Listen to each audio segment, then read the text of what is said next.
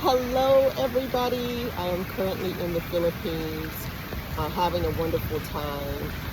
Really, uh, kind of like eye-opening experience for me. I was, when I first got here, I felt a little aimless. I think that's the word that kind of has been resonating with me. Like, what am I doing? Where am I going?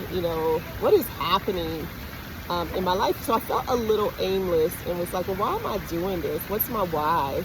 And when we went on our excursion yesterday, God reminded me why I'm doing this, and the why, right? Even feeling aimless because I'm constantly making flights and researching locations and booking Airbnbs or hotels. And thank you everybody who hooks me up with their hotel properties. It really does make a difference on my wallet. Just in our experience, location, safety, all of those things. So I was feeling aimless the day before yesterday, and then after yesterday, a lot of things kind of like came into place, and we're like, okay, girl, this is why you're doing it. Continue, press on. I'm not discouraged. I do believe I'm a little homesick, but as I having an opportunity to reevaluate my life and what that life was looking like and the pace that I was moving, I'm definitely not going back to the way that I was living before. It just wasn't healthy. And the more time I spend away from quote unquote home, the more I realize the changes that I have to make when I return. As it relates to how I live, where I live, who I live with, who's in my life, who doesn't need to be in my life, people that do need to be in my life, just all of that, right? But I was feeling aimless, and I know some of you may think that's like a shocking statement for me to make because I always have a goal, I always have a vision, I always am working and moving towards something, and I still am, but I just felt aimless in, I guess, purpose. But I was reminded yesterday, number one, this trip is about me seeing the world from a different lens. That's number one. And seeing the world and how amazing God is. Like, when I do these excursions, when I talk to these people, I just say, thank you, Jesus. Thank you, God, for just being so good to me and just allowing me to have this experience for myself. Because this earth is so beautiful. Like, God is so meticulous. Like, we have no clue of the beauty of some of these places. Number two, talking to people. What people think about African Americans. I don't know if y'all saw the clip about the man telling me that I'm not black because I wasn't dark. And he was like, I'm darker than you. I'm blacker than you. And I was like, yeah, but no. And me trying to explain, and for my friends who come for me because of my color or lack of melanin, I know you really appreciated that, that clip. That was a whole, Amira got 5 minutes and 22 seconds of that conversation. And this conversation happened after, I was telling him about the transatlantic slave movement, about history of America, contributions of African Americans. And he's like, why is not any of this in a book? Why don't we know this stuff? I told him, he said, the only thing we see in books are white people. So we think white people have, done everything. And I said, no, that's not true. I said, they don't want to put it in a book because they don't want you to know, and they don't want you to understand that even the contributions that you have made, your people have made to the society. And I'm not saying all white people, so don't come for me. Y'all know I ain't like that. But it's the experience and knowing that God has so much more for us in this world, not just in America, and not just wherever you live, not just in your city. Is that everybody needs to do better at getting out and exposing ourselves to other people in other places and other things, because that is what really changes people, impacts people. We were having a conversation about God and love and religion with our driver yesterday. We spent 6-7 hours with our driver yesterday, and we went all around the island of Cebu, because that's how you got to do it. There's just literally like one road that goes around the island. In the city there's streets and stuff, but there's really one road that goes around the island, and it takes about 7 hours to do it. And so we were up at 2 o'clock in the morning, but we were up at 1 and downstairs by 2, and we spent until about 4 o'clock with our driver. We did the excursions. The wells were beautiful. Oh my gosh, they're magnificent. We did the falls, and we jumping off cliffs, and amazing. But we spent a lot of time with our driver, a lot of time in silence and then some in conversation. When someone's picking you up at 2 o'clock in the morning, you do not want to hear about the drugs and the crimes in the Philippines and be like, dude, I will fight you. But we were safe. But that was just the reality of what has happened. And just the reality of what little we know about other places in the world. And then the reality of being able to have a conversation with someone from literally on the other side of the world, and knowing our commonalities, knowing our differences, and being able to speak to each other in a way that we both can grow from a conversation, from religion to race to economics to politics, all of those things. And nobody feels away. It's just learning and growing and taking it all in. And so I immediately felt better about the aimless feeling that I was having. It's not anxiety, it's not depression, it's not lack of purpose, it's not lack of vision. I just felt maybe a little lost in the moment.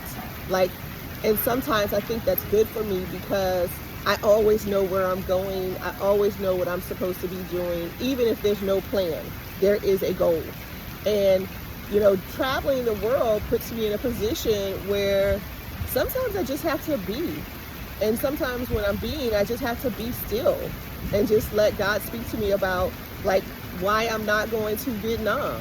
He's not, no, you're not going to Vietnam this time. And I'm going to be okay with that. And we're going to pivot. Or having a chance to see my daughter and understanding the impact of her being in India, and even though the people are brown, her not seeing other black people.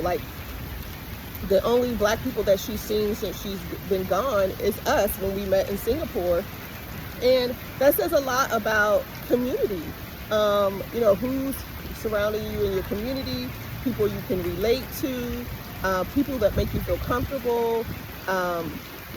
When she said why she wanted to go to an HBCU, she said, I don't want to have to explain who I am. I just want to be.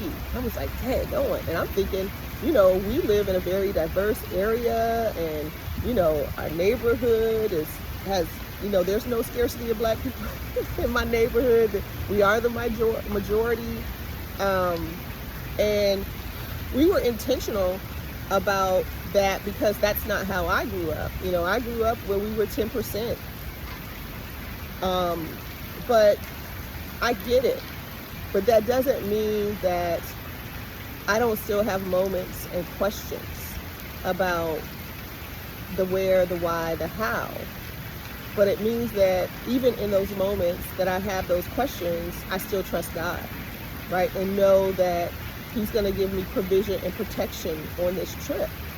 And believe it or not, we've been gone for 3 months, August, September, October. We're getting ready to go into November. And yes, we are having amazing time. Yes, we miss our friends and family. But yes, we are growing closer as a family. And then we are also having an opportunity to see who our people are, right? The people who show up even when we're not there, right? And that's important. And then it's also allowing us to reevaluate those relationships that we're in for the people who we think are our people, and how we can be disappointed in ourselves for maintaining relationships that are not healthy. That you're literally, when you step back and you look at them, you're really disgusted by them. Like, why am I in a relationship with people that are not healthy and are not adding value to my life? I'm not talking about like a materialistic value. I'm talking about what are you offering me on a spiritual, emotional, psychological level in a relationship with you? Are you creating a space of vulnerability so that I can be vulnerable? Are you creating a space for me that I can feel safe? Are you creating a space for me with you? And this is reciprocal too, that there's just peace, there's joy, there's the fruits of the Spirit.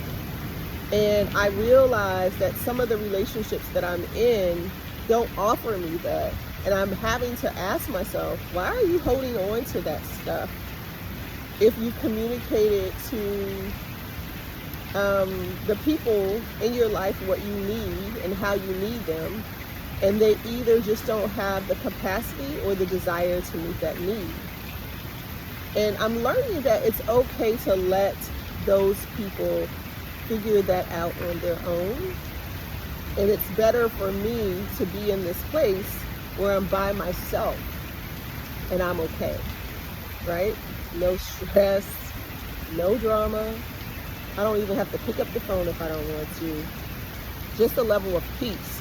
So, the aimless feeling that I was feeling yesterday, the day before yesterday, and maybe a few other days, was probably more about my level of comfort with my routine and my habit and my place of habitation, right? Not just my habits, but my habitation, like the place that I call home, and missing that part, right? Missing the continuity of it all, the consistency of it all, the knowing what's going to happen, like from day to day, it being just consistent, right? And I don't know what's going to happen day to day here or any other place that I go because it's all new. But in those moments, I am grateful. I'm grateful for all the blessings that I have, and even just that I have to do this. And if I'm going to be in debt, I want this to be the reason why. I have lived years without carrying debt other than a mortgage, because we are the lenders and not the borrowers, and I've learned the game. But if this is the reason that I have acquired debt, that I'm sure is going to be paid off in no time, because I will work. That's okay with me. It's okay with me. And if aimlessness takes me on a trip around the world, that's okay with me too. It's okay. And if peace means that I am by myself, that's okay with me too. Because I know that I'm never really alone, because I have God. And He's going to give me everything that I need. So if you are feeling lost, aimless, out of place,